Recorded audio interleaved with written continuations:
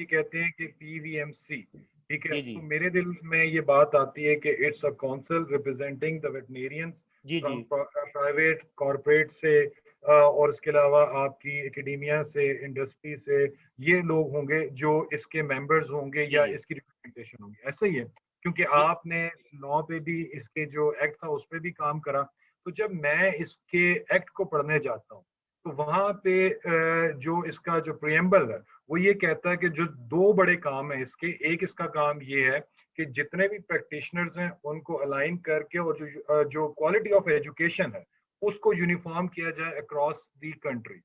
M right sir? जी बिल्कुल ठीक है जी। अच्छा, आपका ठीक है जी। सवाल पे मैं दोबारा आता हूँ। असल में हमारा काम तो बिल्कुल यही है जो आपने कहा। अब जो कौंसल की कंपोजिशन है, ये हमारी, मैं इस सवाल से जवाब से पहले, मैं जितने लोगों ने अभी इसमें ज्वाइन किया है और जो फिर इस वीडियो को सुन के इसको ज्वाइन करेंगे, मेरी तमाम वेटनेरियन से गुजारिश है कि वो कम से कम पीवीएमसी का एक्ट और उसके जो रेगुलेशंस बने हुए हैं वो खुदारा उसको जरूर पढ़ें कि वो क्या कहते हैं। तो मैं अभी आपके, जो हमारी सेक्शन 3 है वो बड़ी ही डिटेल्ड है कि कहां कहां से इस काउंसिल के लिए nomination I, and that is very well describe. अच्छा, दूसरी मैं आपको बता दूं, एक्ट एक दफा कोई ता हयात या ता क्यामत के लिए नहीं बनता। वक्त के साथ साथ अभी देखें, अब जो वेटनरी की जो हमारी फील्ड है, इसमें इतने डिवर्सिफाइड सब्जेक्ट आ गए हैं कि वो, अब वो जमाना गुजर गया कि जब मैं पढ़ता था तो वो जो सब्जेक्ट थे, अब तो उससे मैनी फोल्ड ये चीज जो है वो ज्यादा हो गई है। तो हमें अपने वो सारे स्टेक होल्डर जो इस वेटनरी और मैं कहूंगा एनिमल हस्बेंड्री प्रोफेशन, मैं कभी भी आज तक मैंने सिर्फ वेटनरी नहीं लिखा, मैं साथ एनिमल हस्बेंड्री भी लिखता हूं, क्योंकि ये दोनों के साथ इस सिलसिले में चलना है। ना वेटनेरियन को कोई प्रायोरिटी हासिल है एनिमल हस्बेंड्री पे या एनिमल हस्बेंड्री को उन पे, दोनों बराबर हैं, दोनों का बराबर का हिस्सा है इस करिकुलम में पढ़ाने के। तो अब वो जो कंपोजिशन बनी, मुझे अफसोस से ये कहना पड़ता है कि उसका दरवाजा इतनी सख्ती से फिर बंद कर दिया गया कि इसमें कोई और बंदा दाखिल ना हो सके। ये बड़ी गलत सोच है, और जिस सोच ने इस कौंसिल को, इस ऑर्गेनाइजेशन को नाकाबिले यकीन किस्म का नुकसान पहुंचाया है। मैं वह कैसे कहता हूं, देखें, मेरी ये सोच है कि जब आप एक अदारे को ये कह देते हैं कि वो एक वेटनरी की डिग्री शुरू कर सकता है, और फिर आप उस अदारे के बच्चे को रजिस्टर करके आरवीएमपी भी दे देते हैं, मुझे, मेरा ये सवाल है, आप भी सवाल कर रहे हैं, मेरा एक सवाल है कि इस वक्त तक जो पीवीएमसी है, मास वाई एक रजिस्ट्रेशन सर्टिफिकेट देने के अलावा वो वेटनेरियन को क्या दे रही है? जब वो रजिस्ट्रेशन सर्टिफिकेट एक अदारे को, बच्चे को मिल जाता है, मगर उस अदारे से कौंसिल में मेंबरशिप नहीं आ जाती, ये मेरी समझ से बाहर है। मैं ये यहाँ पे आपको रोकूंगा, सॉरी, मैं कता कलामी माफ, मैं फिर अपना सवाल यहाँ पे आपसे पूछूंगा कि जब आपने पीवीएमसी बनाई तो जी उस जी वक्त बेसिक ऑब्जेक्टिव्स क्या थे? या आज जो आम सुनने वाला बंदा है, अगर वो ये कहे कि मैं एज अ वेटनेरियन अपनी काउंसिल को देखता हूँ, तो हम्म। मेरी काउंसिल एक वेटनेरियन के लिए क्या करती है, क्या कर सकती है? देखिए, मैं बताता हूँ जी, वो उस वक्त कॉन्सेप्ट ये था, और मैं उसको जरा मजीद भी अभी बयान करूंगा, थोड़ा सा मुझे वक्त दीजिएगा।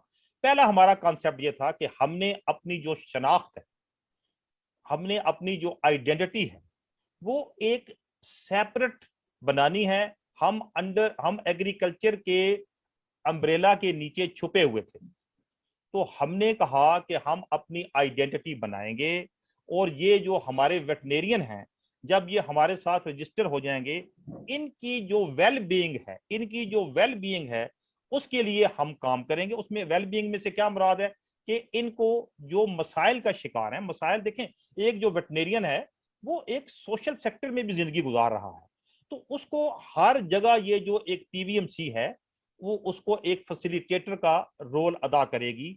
वो उसके उसके मसाइल के लिए, उसकी वेल बीइंग के लिए, उसके बच्चों के लिए, वेटनेरियन के बच्चों के लिए कोई एक एक प्लान बनाएगी और इसको आगे लेके चलेगी। देखिए, एजुकेशन तो है ही है, एजुकेशन के लिए ये बनी है, ये तो है ही है, मगर वो जो एजुकेशन में लोग इन्वॉल्व हैं, क्या सोसाइटी में उनके और कोई मसाइल नहीं है? उनके और भी बड़े मसाइल हैं। तो हमने अनफॉर्चुनेटली अभी तक एक जो एक दूसरा कॉन्सेप्ट था इसको बनाने का, उसकी तरफ हमने अभी तक कोई तवज्जो नहीं दी, और हम सिर्फ एक यूनी जो ट्रैक होता है उस पर हम चल रहे हैं।